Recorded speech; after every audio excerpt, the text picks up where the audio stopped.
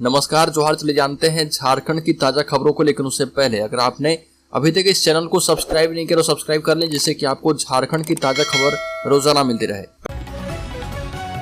पहली बड़ी खबर, झारखंड में भीषण गर्मी के बीच बिजली संकट, जनता पर दोहरी मार, सरकार चुप है। झारखंड अभी भीषण गर्मी की चपेट में है। आने वाले 4 दिनों में गर्मी और बढ़ने के आसार हैं। इस बीच पूरे प्रदेश में गंभीर बिजली संकट बना हुआ है। हाल यह है कि राज्य को अभी फुल लोड बिजली मिल रही है, बावजूद शहर से लेकर गांव तक में बिजली की कटौती हो जा रही है। बताया जा रहा है कि यह परेशानी लोकल फॉल्ट के चलते हो रही है। कहा यह भी जा रहा है कि गर्मी ज्यादा होने से बिजली खपत बढ़ती जा रही है और ट्रांसफार्मर पर दबाव ज्यादा बढ़ रहा है। इसके कारण फ्यूज उड़ने की शिकायत भी ज्यादा हो रही है। इसके अलावा बिजली तारों में लगे चीनी मिट्टी के इंसुलेटर भी गर्मी के कारण क्रैक कर जा रहे हैं और इससे भी बिजली बाधित हो जा रही है। बड़ी खबर, झारखंड में आने वाले दिनों में बांग्लादेश से हो सकती है बड़ी घुसपैठ, खुफिया एजेंसी ने जारी किया अलर्ट। झारखंड के संथाल परगना समेत कई जिलों में बांग्लादेशी घुसपैठियों का मुद्दा बेहद संवेदनशील है।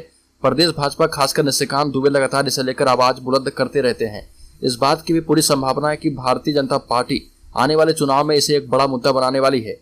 इसी बीच बांग्लादेशी घुसपैठियों को लेकर खुफिया एजेंसियों को सूचना मिली है कि आने वाले दिनों में झारखंड के विभिन्न जिलों में बांग्लादेश से होने वाली घुसपैठ में बढ़ोतरी देखने को मिल सकती है। खुफिया एजेंसी के विशेष शाखा की सूचना से सभी जिलों को अवगत करवाया गया है। विशेष शाखा ने राज्य के सभी जिलों के उपायुक्त, सभी वरीय पुलिस अधीक्षक को इस संबंध में पत्राचार किया है और इसमें संथाल परगना क्षेत्र में बांग्लादेशी घुसपैठियों के प्रवेश, उनके सरकारी दस्तावेज तैयार कर मतदाता सूची में नाम दर्ज कराने एवं एक साजिश के तहत उन्हें बसाने की बात कही गई। बड़ी खबर, राज्य में पीएम किसान की 14वीं किस्त की तारीख का हुआ ऐलान, जल्द अपडेट करा लें बैंक खाता। पीएम किसान सम्मान निधि योजना की 14वीं किस्त को लेकर काफी लंबे समय से किसान इंतजार कर रहे। अभी तक 14वीं किस्त नहीं आई है। ऐसे में अगर आपको प्रधानमंत्री किसान सम्मान निधि पाना है तो अपना बैंक खाता अपडेट कर लें, क्योंकि 15 जून 2023 के आसपास 14वीं किस्त आने वाली है। उप कृषि निदेशक प्रमोद सिरोही ने बताया कि किसान सम्मान निधि का लाभ पाने के लिए किसानों को 3 काम करने होंगे। उसमें पहला काम केवाईसी करवाना है। जिनकी केवाईसी नहीं हुई वह गांव में लगने वाले शिविर में जाकर अथवा कॉमन सर्विस सेंटर या फिर पीएम किसान GOI ऐप के जरिए केवाईसी पूर्ण करवाएं। बड़ी खबर, राज्य में बांग्लादेशी घुसपैठियों को मतदाता सूची में शामिल करने का खेल चौंका देगी रिपोर्ट। बांग्लादेशी घुसपैठियों को सरकारी दस्तावेजों के सहारे मतदाता सूची में शामिल करने और उनसे वोट डलवाने की जानकारी सामने आई है। राज्य की विशेष शाखा ने सभी जिलों के SP से रिपोर्ट तलब की है। विशेष शाखा ने पत्र लिखा है और पत्र में कहा गया कि साजिश के तहत संथाल परगना क्षेत्र में बांग्लादेशी घुसपैठियों के सरकारी दस्तावेज तैयार कर मतदाता सूची में नाम दर्ज कराया गया है। राज्य की आंतरिक व्यवस्था के खतरे को देखते हुए संथाल परगना के साथ राज्य के अन्य जिलों में भी इसकी सतत निगरानी और जांच करने के लिए कहा गया। गौरतलब है कि पिछले दिनों हाईकोर्ट में याचिका डालकर संथाल परगना में बांग्लादेशी घुसपैठ का मामला रखा गया था। हाईकोर्ट ने राज्य सरकार और केंद्रीय गृह मंत्रालय से पूछा था कि इस बारे में उनको कितनी जानकारी है और बांग्लादेशी घुसपैठ को रोकने के लिए क्या क्या किया गया। बड़ी खबर, झारखंड के जेवियर्स स्कूल की इनोवा कार ने सड़क किनारे खड़े 10 लोगों को रौंदा। 4 की हुई मौत। रांची के प्रतिष्ठित स्कूलों में से एक जेवियर्स स्कूल की इनोवा कार ने 10 लोगों को रौंद दिया। घटना रात की बताई जा रही है, जब गुमला जिले के कामडारा प्रखंड स्थित बैंक ऑफ इंडिया शाखा के बाहर खड़े लोगों को बेकाबू इनोवा कार ने रौंद दिया। यह गाड़ी जेवियर्स स्कूल डोरंडा के नाम पर निबंधित है। इस हादसे में 4 लोगों की मौत घटना स्थल पर हो गई, जबकि 6 लोग गंभीर रूप से घायल हैं। बड़ी खबर, राज्य में गंभीर जल संकट, 1200 से ज्यादा बोरिंग फेल, 1 दर्जन से अधिक इलाके ड्राई जोन में शामिल। राजधानी रांची के लोग गंभीर जल संकट से जूझ रहे। शहरी इलाकों में ही 1200 से अधिक बोरिंग फेल हो गई है। कई स्थानों पर सरकारी बोरिंग भी फेल हो गई है। मानव जाति की गलतियां अब सामने आ रही है और नगर निगम के टैंकर से पानी की आपूर्ति की जा रही है। कई इलाकों में लोग पानी के लिए रात से ही लाइन में लगाकर सप्लाई पानी का इंतजार कर रहे हैं। वहीं कई इलाकों में भूजल स्तर 2 से 5 मीटर तक नीचे चला गया है और इसकी वजह से पुरानी बोरिंग फेल हो रही है। 1 दर्जन से ज्यादा इलाके ड्राई जोन में तब्दील हो गए हैं। हर इलाके में कम से कम 400 से 500 फीट की बोरिंग कराने पर ही पानी मिल पा रहा। बड़ी खबर, मिशन 2024 में जुटी बीजेपी, झारखंड में सभी 14 लोकसभा सीटों पर जीत का दावा किया गया। झारखंड में मिशन 2024 की तैयारी में लगी भाजपा सांगठनिक स्तर पर खुद को मजबूत करने में जुट गई है। पार्टी के बड़े नेताओं के बीच की दूरियों को पाटने से लेकर ऊपरी स्तर पर सांगठनिक स्थिति में सुधार की कवायद शुरू होने की बात भाजपा के राज्य प्रभारी लक्ष्मीकांत वाजपेयी ने की है। झारखंड दौरे पर आए लक्ष्मीकांत वाजपेयी ने लोहरदगा गुमला में पार्टी के कार्यक्रम में शरीक होने के बाद रामगढ़ एवं हजारीबाग में चुनावी मिशन की तैयारियों में जुटे हैं और रांची में इस दौरान उन्होंने कहा कि राज्य में भाजपा सभी 14 लोकसभा सीटों पर जीत दर्ज करेगी। बड़ी खबर, लव जिहाद मामले में मॉडल के नए आरोप, तनवीर ने गंदे मैसेज भेजे। बोला खत्म कर दूंगा परिवार। मुंबई की मॉडल से दुष्कर्म और उसे प्रताड़ित करने के मामले में रांची पुलिस ने जांच तेज कर दी है। पीड़िता ने रांची के यस मॉडल के संचालक तनवीर अख्तर खान पर दुष्कर्म का आरोप लगाया। मामले में पीड़िता मुंबई से रांची पहुंची है। महिला पुलिस अधिकारी की मौजूदगी में सदर अस्पताल में उसकी मेडिकल जांच कराई गई। बताया जा रहा है कि पुलिस कोर्ट में पीड़िता का बयान दर्ज करवाएगी। पुलिस के मुताबिक इस मामले में मॉडल ने पहले से उपलब्ध साक्ष्य के अतिरिक्त कई अन्य सबूत पुलिस को उपलब्ध करवा दिए हैं। गोंदा थाने में मामला दर्ज करने के बाद यहां से स्पेशल टीम मुंबई गई थी और जहां पीड़िता का बयान लिया गया था।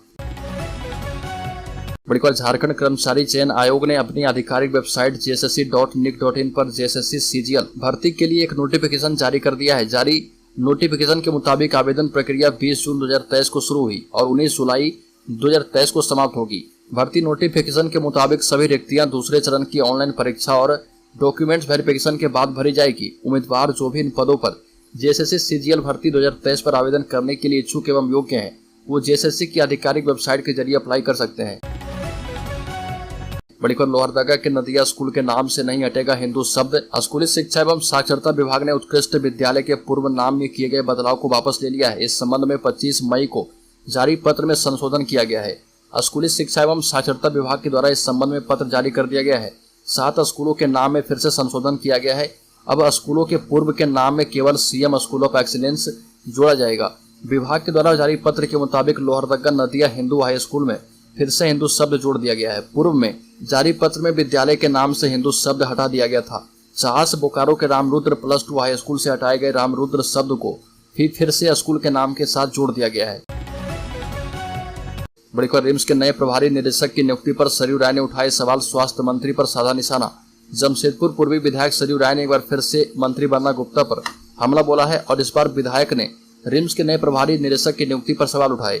जमशेदपुर के डॉक्टर राजीव कुमार गुप्ता को रिम्स का नया प्रभारी निदेशक बनाए जाने पर जमशेदपुर पूर्वी के विधायक सरयू राय ने सवाल खड़े किए हैं। सरयू राय ने कहा कि रिम्स निदेशक की नियुक्ति में नियमों का उल्लंघन हुआ है।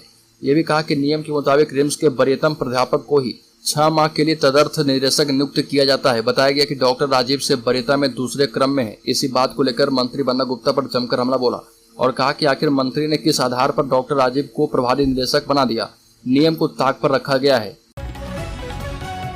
बड़ी खबर, झारखंड में मेडिकल अफसर के पद के लिए निकली वैकेंसी। 19 जून से भरे जाएंगे आवेदन।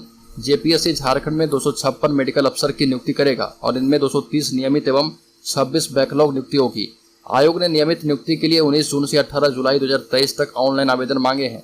परीक्षा शुल्क 21 जुलाई तक और हार्ड कॉपी 4 अगस्त तक जमा होंगे। उम्र सीमा का निर्धारण 1 अगस्त 2023 की तिथि से होगा। साथ ही न्यूनतम आयु 23 वर्ष है। 100 अंकों की 4 पेपर की लिखित परीक्षा होगी एवं 40 अंक का इंटरव्यू लिया जाएगा। अनारक्षित EWS BC 1-2 के लिए परीक्षा शुल्क 600 रुपये एवं बैंक चार्ज एवं SC ST के लिए परीक्षा शुल्क 150 रुपये बैंक चार्ज लगेंगे। बड़ी खबर, 10 और 11 जून को झारखंड बंद नियोजन नीति का विरोध कर रहे छात्रों ने किया है आह्वान। झारखंड में नई नियोजन नीति का विरोध लगातार चल रहा। ट्विटर अभियान में शुरू हुए इस विरोध में विधानसभा घेराव, मुख्यमंत्री आवास घेराव, पुतला दहन सहित कई माध्यमों से अपना विरोध दर्ज किया गया है। इस दौरान कई बार उग्र प्रोटेस्ट भी छात्रों के द्वारा किया गया है। अब छात्र फिर से एक बार उग्र रूप अपनाने के फिराक में है। बता दें कि झारखंड स्टेट स्टूडेंट यूनियन के छात्रों ने आगामी 10 और 11 जून को झारखंड बंद का आह्वान किया है और झारखंड बंद को लेकर नियोजन नीति का विरोध कर रहे छात्र योजना बना रहे और लोगों से आह्वान कर रहे कि इस बंदी को सफल बनाएं। राज्य में इंटरमीडिएट शिक्षक कर्मियों का रांची में प्रोटेस्ट। झारखंड के 62 अंगीभूत कॉलेज के इंटरमीडिएट शिक्षक एवं शिक्षकेतर कर्मचारी मोर्चा ने अपनी मांगों को लेकर रांची विश्वविद्यालय से राजभवन तक मौन जुलूस निकाला। इस दौरान राज्यपाल को मांग पत्र सौंपा गया।